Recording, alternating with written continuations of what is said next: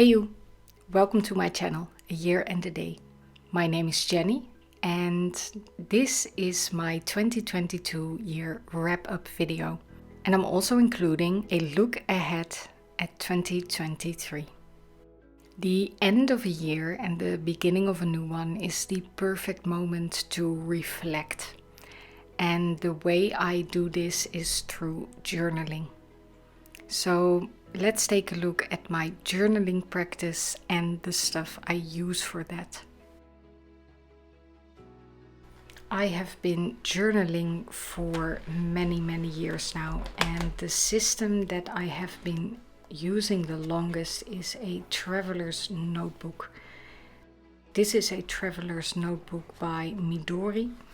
I believe they are now called the Traveler's Company.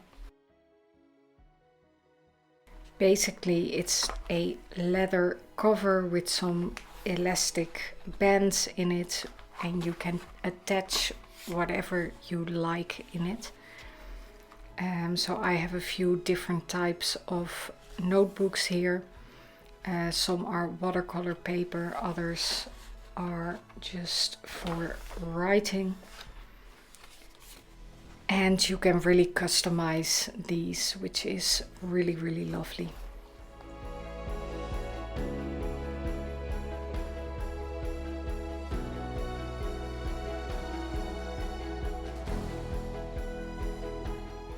And even though I really loved this notebook, the space in the end became a little bit limiting, especially when I started to really incorporate tarot with my journaling practice.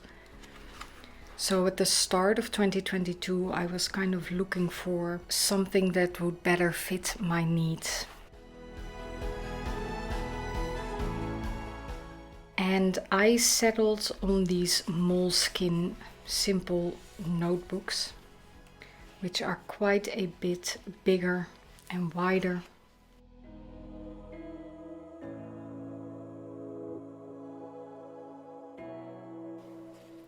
So you have plenty of space to write or add pictures.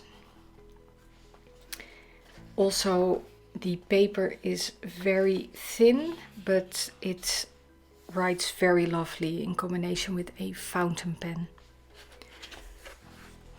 And I was then looking for a beautiful cover for these types of notebooks.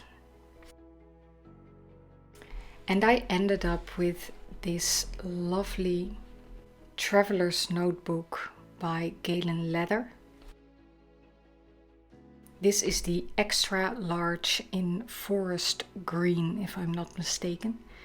And Galen Leather is a wonderful company that sells very high quality products.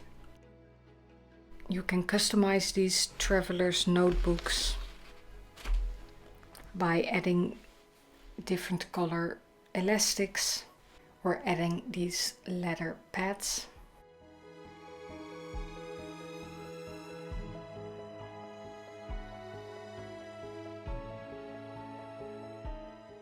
And this basically is the journaling system that I started at the beginning of 2022. And I'm really happy with this system. So I definitely plan to continue journaling this way in 2023. And these notebooks by Moleskine proved to be the perfect size. One notebook fits 6 months, so I have 2 notebooks, 6 months each for a year. I've added a few pictures and stickers on them to customize them a bit. I also decided to get a few new fountain pens at the start of 2022. Now, fountain pens are a whole other rabbit hole to get into. It would have been very easy for me to start collecting fountain pens. There are just so many beautiful pens out there. but I very consciously decided not to go there, to just buy a few I really wanted and will actually use. Because I know myself and I will end up just writing with my one favorite pen and ignoring the rest. So I started at the start of 2022 with buying this Y Studio portable fountain pen. This comes in a beautiful wooden travel case. And the case is actually attached to the pen itself. You can actually also choose not to have it attached and have it be two separate parts, but I really like attaching the pen to the case. This is an absolutely lovely pen. It writes so smoothly. But it proved also to be quite a heavy pen. This is actually copper and it's just quite heavy.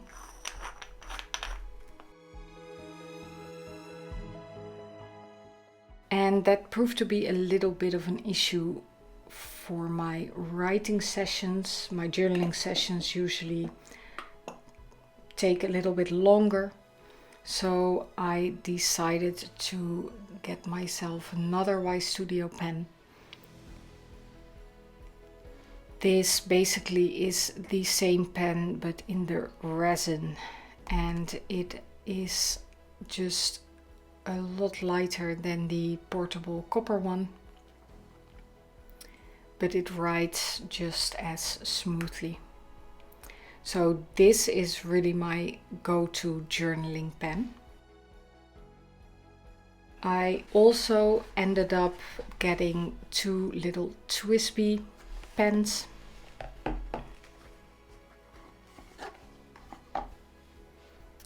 This is a TWSBI Vac Mini. This has a vacuum system and a very large ink capacity.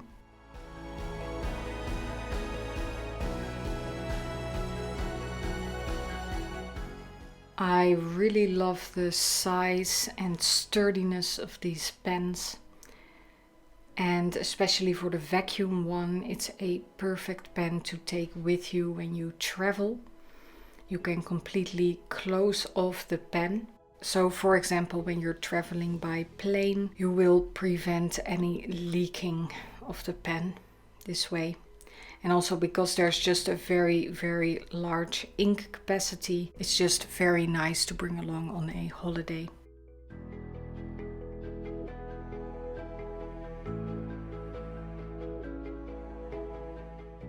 And then finally I also got this TWSBI Diamond Mini.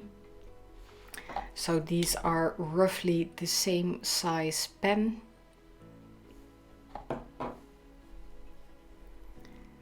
This one has a normal piston filling, so the ink capacity is a little smaller, but still pretty large. And this is the pen I use for making general notes at home or at work.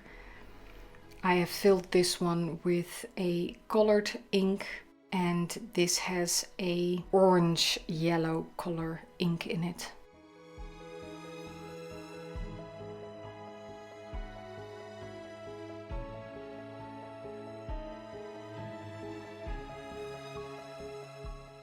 And these are basically all the pens I need at the moment. And I'm very happy with this whole setup. Very happy with the pens I've got and my journaling system. So my journaling practice has changed a bit over the years, especially when I started incorporating tarot. Journaling has been part of my practice ever since I was a teenager, and it really helps me to reflect on situations and deal with certain emotions. And especially for the last couple of years, it has also helped me in living more mindfully and living more with intent. And the way I use journaling for that is to basically start every new month with a month ahead spread, where I pull my cards and I look ahead at the month. And by the end of the month, I do a monthly recap where I just sum up all my favorite memories and go through the month and also look back at the cards I pulled. And this is a practice I repeat every single month.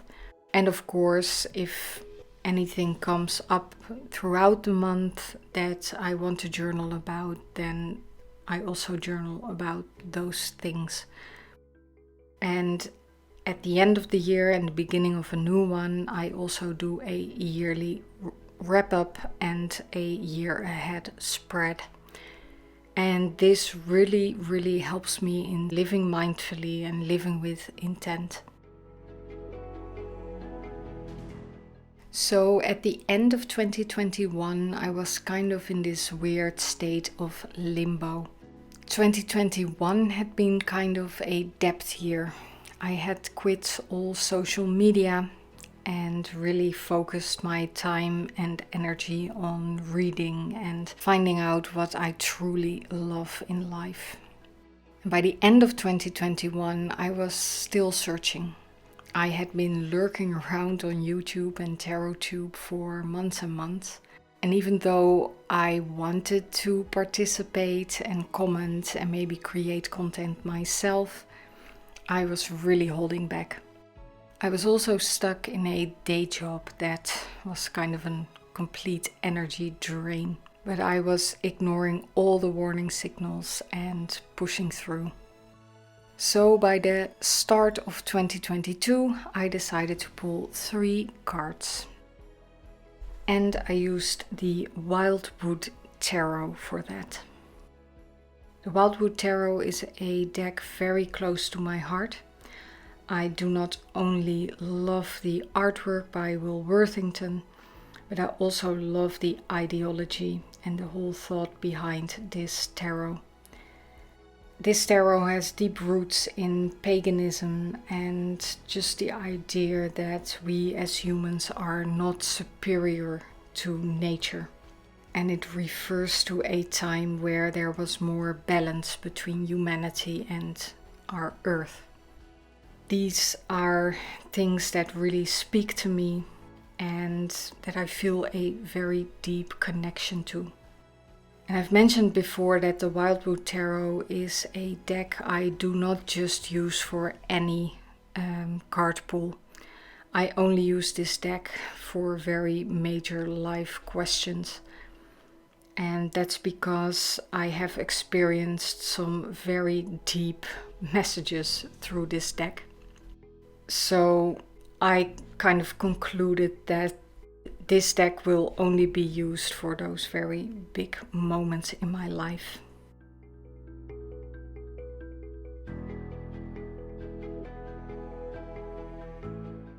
Keeping my copy in this very lovely pouch that I've got on Etsy, which I will link below. And I have trimmed my copy down to the artwork and etched it in gold. So the way I work with tarot is that I shuffle the cards and think about the questions I have, and I stare at the card backs, and for some reason some cards stand out and I get a strong feeling that that is the card that I'm supposed to pull at that moment. Now, I am a person that usually tries to explain every single thing in life with logic, but tarot is an area in my life where I kind of let that go. And I love that. I love allowing myself to experience a little bit of magic that way. And I don't question it, I just enjoy it. And I love how the tarot cards keep amazing me time and time again. And that's exactly what happened when I pulled 3 cards for 2022. I started with the question, which card represented me best. And I pulled the Woodward, which in the Wildwood Tarot represents strength. I then shuffled the cards again and thought about my second question. What will challenge me most in 2022? And I pulled the Mirror. I already thought this to be a very, very beautiful card pull with 2 majors and 2 majors that follow each other. But I had one last question to go. So I started shuffling again and I thought about my third question, which was, what will be my greatest lesson by the end of 2022? And I pulled the Journey, or Death. Now, I don't think I really need to explain that this kind of blew my mind when I pulled these 3 cards at the start of 2022. 3 major arcana cards following up on each other. And also these 3 specific cards freaked me out a bit because this sequence really talks about change, and big endings. But in retrospect, these were just the most spot-on cards I could have pulled at the start of 2022. 2022 turned out to be a year full of major changes in my life. I started a YouTube channel. I started sharing more of myself and the things I love. I visited Norway for the first time. I got married. And I quit my day job and started a new one. These cards depict that whole process so perfectly. I look at the Woodward and I see myself at the start of 2022 gearing up for the year ahead, setting goals and intentions, and then realizing my day job was slowly killing me and stepping back from that situation. And really being forced to trust the process of change and not forcing anything, but allowing myself to rest and regroup. And then finally accepting that a chapter of my life was coming to an end and I needed a new start. I am incredibly thankful for 2022 and everything that happened, for all the lessons and insights and amazing adventures. I am ending my year truly a new person, and that is something pretty profound. Now, let's start looking ahead and check out the cards I pulled for 2023. For 2023, I also used the Wildwood Tarot. And for the first question, a card representing me, I pulled the Knight of Vessels, which is represented here by an eel. Now, when I first pulled this card, I didn't really know what to expect, especially not from the eel aspect. But after reading the guidebook, pulling this card for myself in 2023 seems beautiful and fitting. The guidebook of the Wildwood Tarot says about the Knight of Vessels and the eel. With purity of intent, your destiny defined, you are able to bring wisdom and maturity to your tasks. Embarking on a quest of personal revelation, your vision leads you onward. Your deep feelings are expressed at every turn.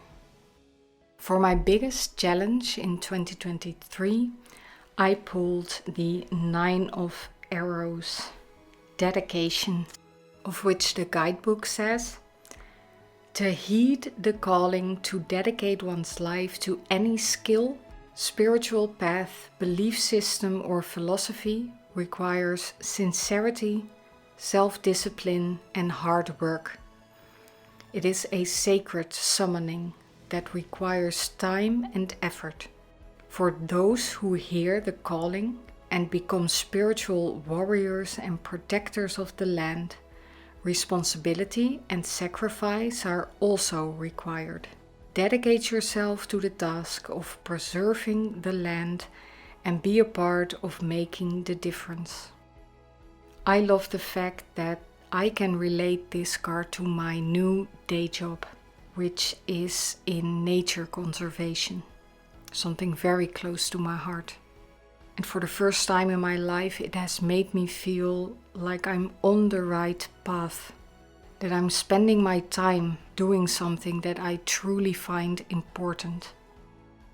The keyword dedication also ties into the fact that I can get very easily distracted and overwhelmed. It makes me easily lose focus and stray from my path. Being really aware of that and finding ways to keep my focus are things that I really want to work on in 2023. And this card perfectly fits that intention. And then the third question. By the end of 2023, what will be my biggest lesson? And I pulled the World Tree, the last of the major arcana. And the guidebook says about this card, the universe and all its blessings are available to everyone who seeks knowledge and wisdom with a sincere heart. On every level, the cosmos has a generous bounty and gives freely of its rich nourishment and fulfillment. No matter how long the journey of life may be, however many twists and turns the maze may offer us, in the end, if we persevere, we will reach the point of fulfillment. These cards perfectly match my intentions for 2023, to continue this path I find myself on, and to keep on exploring what makes me truly happy in this life. And to accept the challenge of dedicating myself to something in 2023, I have decided to start following A Year in the Wildwood. This book is basically a guided deep dive through the Wildwood Tarot. And by following this book in the upcoming year, I do not only hope to get a deeper understanding of my beloved Wildwood Tarot, but also live more mindfully and more intentional with Earth and the seasons. I am very much looking forward to this project in 2023. And that's it. That was my 2022 wrap up and look ahead at 2023. Feel free to let me know in the comments if you have any intentions for this year ahead. I hope you enjoyed learning a little bit more about my journaling practice and about the way I work with tarot to reflect upon my days, weeks, months and years. I am so incredibly grateful for this past year and for all the lovely people I met here on YouTube. Thank you so much for liking and commenting and subscribing, and I hope to see you around in my second year here on YouTube. Bye!